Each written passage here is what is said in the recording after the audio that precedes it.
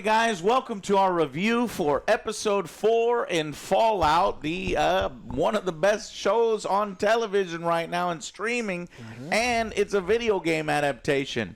In our last review of episodes 2 and 3, I said the series keeps getting better, and in my opinion, that continues here with The Demon in the Snow. We get to visit the Fallout New Vegas set, which is painstakingly recreated. It's freaking awesome. It looks great in live action. And we also get a big reveal of the Deathclaw and some new lore regarding the Deathclaw. It is, light spoilers ahead, about what the Deathclaw is, how long it's been around. And then we get the culmination of Maximus's decision, which comes to a head in this episode with a full breakout civil war between the smaller factions, even before the Commonwealth gets to know that one of their diplomats has been killed. And, of course, Maximus fucks this up as well. I mean, Maximus is just a huge fuck-up. I don't know because he has a nice heart. Can't do anything right, but the show plays it as this is the right decision to not kill people. But as we've seen, how is that working out for Lucy? And then finally, our final subplot is Lucy is now a drug addict. She has been using too much buff out, which is kind of changing her behavior. And now she's starting to relish some of the battle and start to become a little bit more like the cowboy.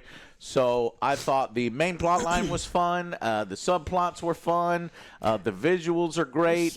Maybe the CGI on the Deathclaw, at least early, was a little sus. But I do think they have a practical Deathclaw head that they used at the beginning.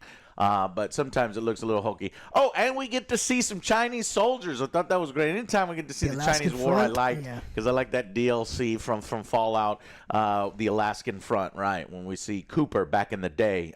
So, yeah, and see these things used in actual war. So what did you by the way, I really like the episode. I think the momentum is continuing here. What did you guys think of the episode? Everything you mentioned, I liked. Yes. Everything you didn't mention, I didn't like. What did I forget? We still are doing this whole buds thing that is not going anywhere yet. It's going to be important. I recognize it. Right now, it feels like every time we swapped from all of the awesome stuff, because this episode is awesome. I think that it's great, pretty much, other than when we lose all our momentum and we go to buds, or the Vault 31, 32 stuff. I don't think it's building towards something. I can see it finally starting to do something, but other stuff I think was like the highlight of the episode, and that stuff was still not great. Yeah, no, I agree with that. I kind of wish like that Fallout or the 31, 32 stuff should have been on the next episode. Continue with the Legion stuff. I want to know what's going on that. The Legion stuff. Instead of doing that, kind of swap it out. I know it's important for later on in the story, but like we still I want to see what's going on with the Legion. Last time we left off, the fucking Civil War was going on, so I kind of want to see the ramifications of that as opposed to like changing pace. Mm-hmm. But everything else I loved. This one for me really worked. As far as the Vault stuff, so we've got some subplots here. We've got the buds, as you say, which are a bunch of, a little disappointing to me that they weren't like these higher level executives, and we get to learn more about Vault-Tec and stuff. They seem like lower level. Super low level. One only been there like 3 days before. I hate that. But the assistant, though, like, a lot of the times assistants know all the dirt. So we are introduced to Ronnie, who makes a power play on our leader here, and our leader has to kind of go along with it. But you can see his shifty eyes. He's like, I'm going to have to do something about this Ronnie character. So we've got a power play there. Meanwhile, back in the vaults, you've got a water crisis. You've got another power play being done by a guy who has created the support group for inbreeding, which is really popular. Why is it really popular? They got water. Snacks and water. Snacks and water, double which the is rations. stupid as hell, built into the charter. That excuse doesn't make sense because we're getting to the water. Fuck you and your charter. We're rationing water. But he's able to muscle his way and get what he wants. The overseer of 31 gets, not 31, 32. Or, no, 33, gets so desperate that she is asking for the other Vault 32, which are made up of former 33 members that have gone over there to support both vaults. She's desperately wanting water or help with that. And essentially, our blonde chick here is doing some intrigue. She's got a plan. She's got something that we don't quite understand yet. She's got a need. And so because of these two wrenches that have been thrown into these subplots, I think they're starting to get interesting. I'm compelled to see, okay, where is this going? Our Vault 31 has been abandoned, and Buds are now exploring the wastelands, which means at any moment this group could get eviscerated by any number of dangers that are out on the surface. I'm curious to, and I hope that happens because I hate these guys. And they found food immediately. They found food immediately. A little shortcut for the plot. That would have been gone a long time ago. Right, possibly. Well, in the Fallout games, you do pretty regularly find loot and food, so I'll allow it. And then with the water exchange, we've got a character who overhears these overseers doing some shady business here, and he decides to report it to the person who made the fucking you just want to put a target on your back. That just shows you the and I like how the series is still exposing the ignorance of these vault dwellers. I mean, he's basically what Lucy was before she started to learn things out in the vault. So you have a cool dichotomy there, and that guy might be in trouble. Oh, for sure. She might just because the only way he's not in trouble, the only way he's not going to get poisoned or killed is if she believes that he is such an underling that he doesn't really understand and she can kind of control him. I think that's kind of the direction it's going. But what this does lead to is her fake boyfriend, husband, caretaker of the child finds some secrets. What does she find? What does he find out? She's Canadian. Oh, my God. You're not fucking American. Dun, dun, dun. Anybody ain't American is bad. Well, they're the annexed states of Canada. The annexed states, so then technically they're American. Sort of. So I don't fucking know what this means. But it might mean, I don't know what the show is saying by this. She's 200 years old, and he didn't know that she's 200 years old. Okay, that could be that. Oh, yeah. Because this gentleman doesn't know that all of these overseers are already handpicked. So maybe he's starting to uncover the greater plan. She's got a greater plan with wanting the personal effects and a lockbox that Hank has. He thought he had a MILF, but she's like a quadruple G gilf. What's in it? What do you think is in it, guys? Mind control. That's what I was thinking. It's a small mind control. Could be a remote control Pip-Boy for some nukes. So we know that Hank was things. able to control a mind chip in one of the previous episodes, and so maybe the guy who reported her will be the first mind control chip thing. Okay, so these are starting to cook up in interesting ways, and that's why even the subplots that I didn't mention, I enjoyed too. But what about the Legion? Yeah, well, I mean, every episode, they've got a lot of plot lines going, so every episode can't probably have everyone. And I appreciate it when we get a little more in a single episode for one of the main subplots. And, in fact, as I was watching it, I said, I made a little comment here about halfway through that the cutaways are too short. I don't want it jumping back and forth too rapidly, because if that happens, you can't really get good pacing for each story. And what they were doing like at one point in the show, like towards the middle, it was like 15 seconds for each element. It's like, oh, okay, I'm gonna walk into this room and I'm gonna say something, and then it cuts to the next thing, and they're gonna do a little stinger, and then it goes back. It's like, okay, all right. But at that pace is about as much as we want to do. So Legion couldn't fit in there. When we first was watching the show, the fact that Maximus and the Brotherhood wasn't even a part of the first episode, I thought was a strength instead of a weakness. So yeah, giving ample time for each of these is important, and I think it's working. So, however, there are only 8 episodes, so you're gonna have to, depending on how many seasons Amazon wants, it's where are we going, how much are we doing, and we have no comprehension of where we're at or where we're going. They have a hit in their hands, and they want to try to stretch it out. Do you imagine this will go for how many seasons? 4 or 5. I was going to say 4 or 5? 5. Yeah. 5 if they can seasons. get Goggins involved for that period of time. Yeah. It depends. If you keep Really depends. the cast, because if you switch it out, it's really going to dip. Like Alex said, Goggins. Because if Goggins leaves this series, I'm out. Because I think Lucy she's starting to carry a little bit of it. But if it's just Maximus and Lucy, I want to be like, Yeah, I'm not so interested. All right. Anyways, but let's go ahead and give Demon in the Snow a verdict. I'll go first. Really like this one. I think it continues what we have here satisfyingly. I think it sets up some interesting wrenches and potential intrigue and conflicts in the subplots that weren't so great. And I'm really enjoying the show at a high level. I'm going to give it a 9 out of 10. I'm ready to go. I'm going to go with an 8. I like the vault stuff, but it kind of changed the pace for me a little bit, but I love the intro, seeing the Alaskan front a little bit. He's like, hey, you're the one who made these suits. You cost us a lot of good men, and you see all the was he talking stuff. about House? Is House who made suits? No. It was some other guy. That's right. Yeah, then we get the flashback. I like the flashback with the fucking Deathclaw badass scene. I like this cliffhanger. I was like, no, I wanted to see more, so I'm excited to go see another one.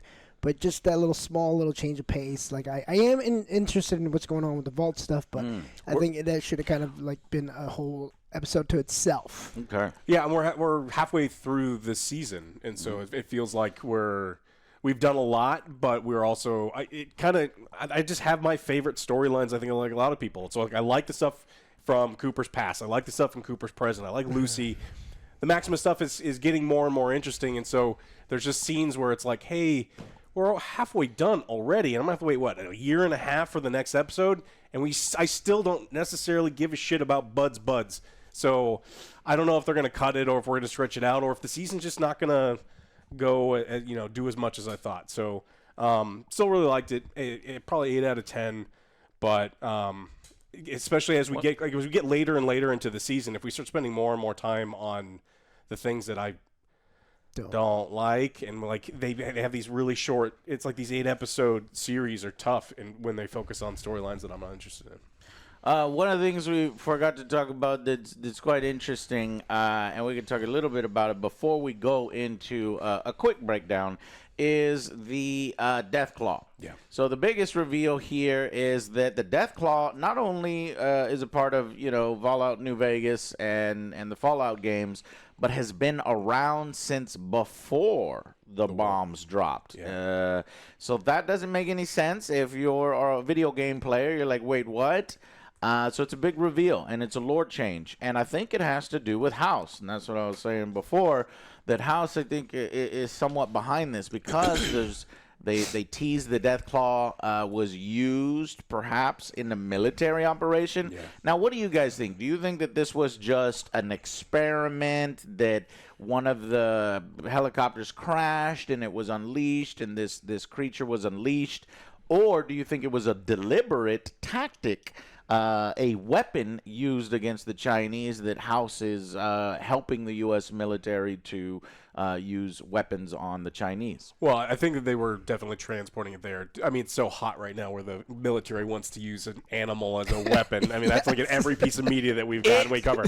Stranger Things. Everything. Dinosaurs. I think it's for sure that the military was transporting the Deathclaw to use, but before it got to where it wanted to go, it got shot down. Okay, so this is a deliberate Escape. tactic and military asset, essentially, that House is contributing towards the war. And then that makes perfect sense as it links to, wait a minute, there's New Vegas, but now there's a Deathclaw. Now, there's two ways that this can go. That could be purely coincidental that there was a Deathclaw used in the war to help the soldiers. House is behind the scenes doing things. It could be in the video games. House wasn't using Deathclaws. He didn't give a shit about Deathclaws. I'm sure he was scared about Deathclaws. And in fact, when you try to visit New Vegas right at the beginning of the game, Deathclaws will fucking kill you if you try to go the quickest way. You have to actually go all the way around to get to Vegas. Video game stuff, since we're video game guys. I don't think that was House's intention, and he was controlling the Deathclaws. So it could be that the Deathclaw in this particular area has just gone on a rampage, and there has he's not been able to control it, and it finally broke into the Las Vegas itself proper, and it's just out of control. Or it could be that he is using this Deathclaw as a guard for whatever machinations he's doing now, and he just wants people to clear out. So I don't know what's happening. It's intriguing. It could go either way, and we have seen in the trailer some flashbacks of Cooper back before he was a ghoul confronting House in Las Vegas and in the tower. So we're going to get a little bit, and I thought that's what was going to happen when Cooper's staring at the needle. Yeah. And I was like, we're about to get the flashback, but then I didn't realize there wasn't time in the episode. Then the Deathclaw shows up. I was like, no. And Lucy's like, need more time. Yeah, I just want to see more, and that's a good thing to have when you want to constantly see more. Yeah, so I'm ready for the next episode. But for me, like I said, 9 out of 10. Really enjoyed it. Okay, let's go into a quick little breakdown, piece by piece, on what happened here and why I enjoyed it so much.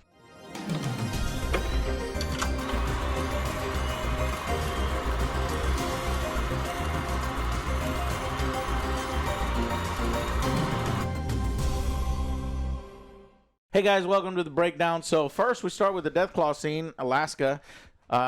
The suits suck. One guy is basically they tell him no, press on. And Cooper's such a good guy. He's like, you go back to base, I'll press on. What they say is like they said for you to go and I'm gonna stay. Yeah, I think maybe that guy might get in trouble, but it's better to be alive. And then Cooper's like, I'm gonna split you halfway. I'll still do the mission.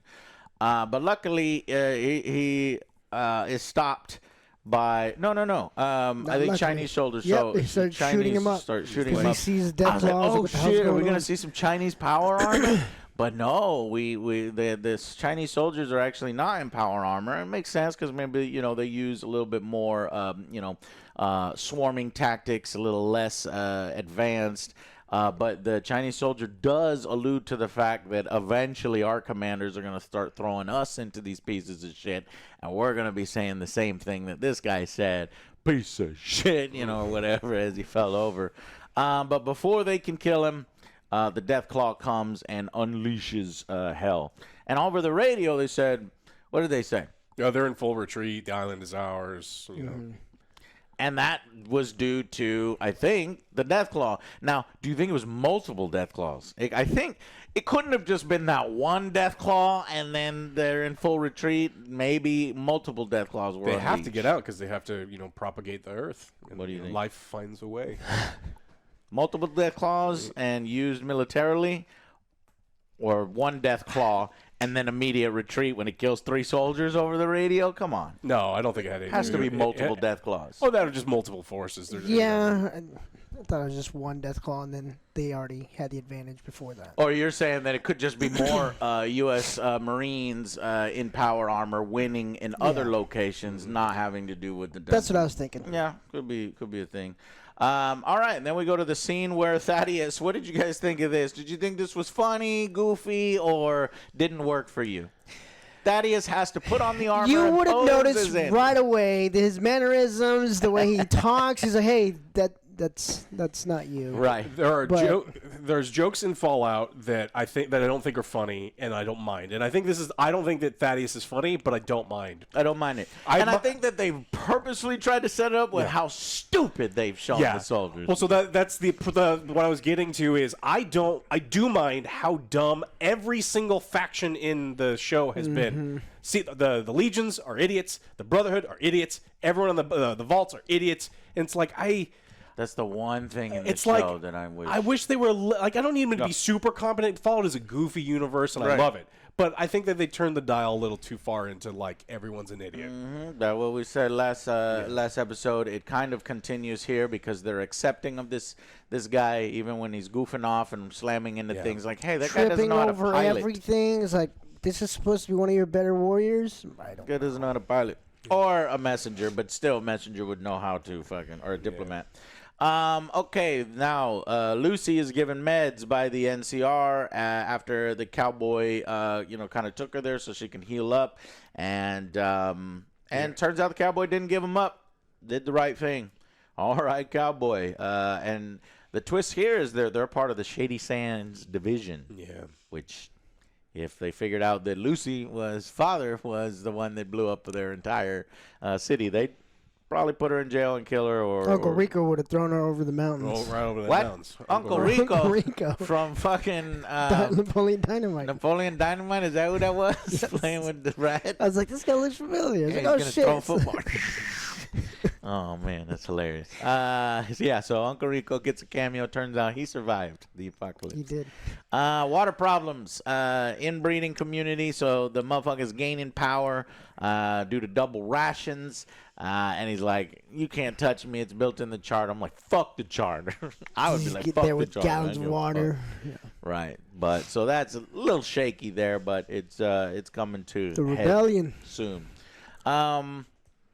We get a tiny scene of her realizing that she's addicted to the drugs, and the cowboy's having a great time. He's smiling. He's just, woo! He's like, you are succumbing to the wasteland. He's like, all right, well. Lord Two Shanks was always addicted to the drugs. You were on Buff Out and Jet. Let's go. Faster.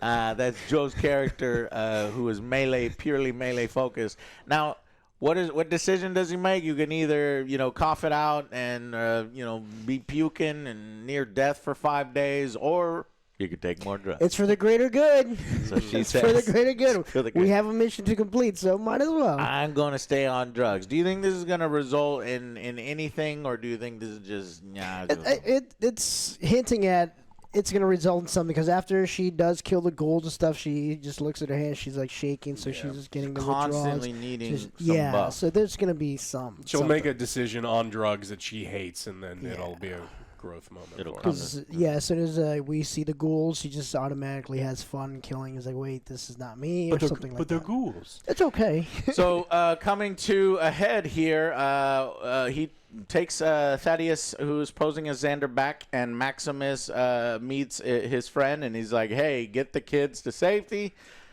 What are you going to do? I'm going to kill him. And I was like, finally, Maximus does something. Maximus is turning in. Let's go. Maximus walks into the room, immediately does Maximus things, and I'm like, that's why I hate your ass. Yeah. I hate Maximus. Even after he's getting shot, he's like, I should have killed you. Like, I showed you mercy. That was my mistake. And then he starts firing. He's like, you know what? Self-defense. Fuck it. I'm shooting him. Nope. And then he, the whole plan, sucks. He'll never be safe, and all these people are going to die, and I don't know.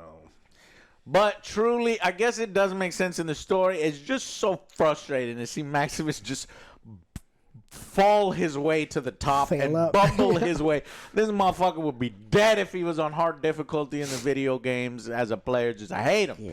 And plus, he talks weird. It's such a weird cadence, and I can't tell if it's his poor acting or if it's just this is how the gentleman talks. It's just interesting, but there's a slight interest to it because I've never seen anything like it. He's very eccentric. Perhaps they're saying he has, I don't know, maybe he's on the spectrum. I don't fucking know. He denied his brain oxygen when he was in the fridge for too long. There you go. I like he did survive a nuclear blast. He played a zero intelligence character in season 1, which I fucking despised. And now I simply I don't prefer him. You And so I tolerate actually him. do think he's getting better. He's getting a little better here. Over last season, for sure. Yeah, but this has just triggered me and remind me all the bullshit that this man has put us through.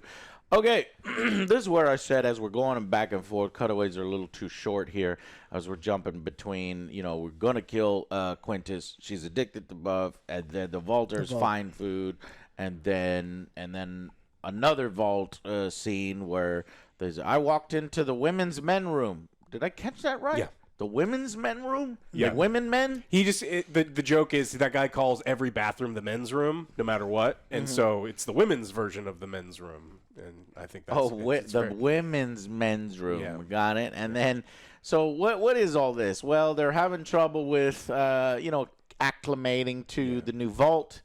And that's when we get a little bit of the intrigue, the tension between Vault 32 and 33.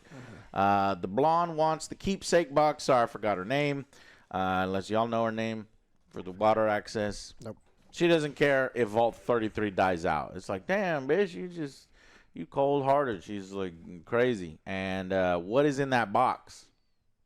What do you think? We already did that. Yeah, we think it's a control. Either control chips, which would make most sense. Could also be a Pip-Boy that controls bombs, but I don't think there's any bombs left.